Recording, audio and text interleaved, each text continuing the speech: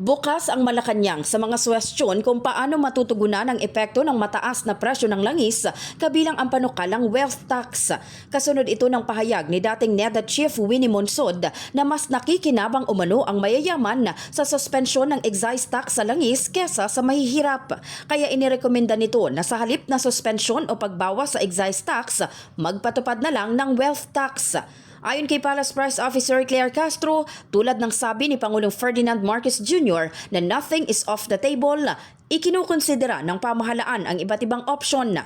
Sa press briefing sa Malacanang, binasa nito ang opinyon ni Department of Economy, Planning and Development Secretary Arsenio Balisacan hinggil sa panukala. Anya ang pagpapatupad ng wealth tax ay matagal nang itinuturing na pangarap ng mga ekonomista dahil maaari nitong mabawasan ang konsentrasyon ng yaman. Pero aminado ang pamahalaan na hindi ito madaling ipatupad. Ayon sa ahensya, bagamat makatutulong ito sa pagbawas ng agwat ng yaman, napatunayan daw na mahirap itong ipatupad at may limitadong kita sa ilang bansa tulad ng Germany, France at Sweden.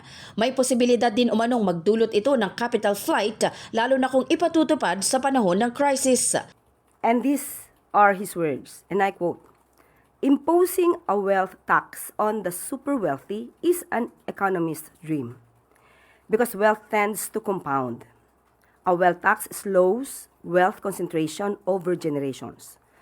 Such concentration translates into political and economic power, leading to market failures, slowing economic growth, and further weakening inclusivity.